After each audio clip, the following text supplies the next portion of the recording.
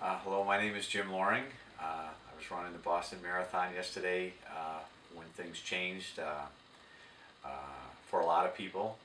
I first knew that there might be a problem at about mile 25 and a half. We were closing in on the finish line. My daughter was running with me as well as my old college roommate, and we heard an explosion and thought it might be a cannon or something like that. And then shortly thereafter, there was another explosion. And I realized at that point we were only about 6/10 of a mile from the finish line, and I noticed police officers on the sidelines all of a sudden were listening to their radios, and all of a sudden started running towards their cars. So I knew something was wrong. And so we were coming up a hill to Boylston Street at this point, and still didn't really know what was going on. And when we got up to top of the Boylston Street, which is the last turn, the last 3/10 of the marathon, right then we were the first runners to get cut off from going to the finish line.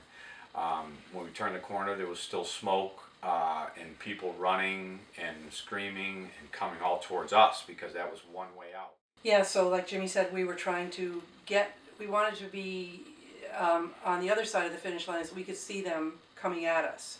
And we had just gotten to Copley Plaza thinking we would go around, I think it's Boston Library, and go in that way, and had been on the side of the library and and felt the explosions. I mean, they were so loud.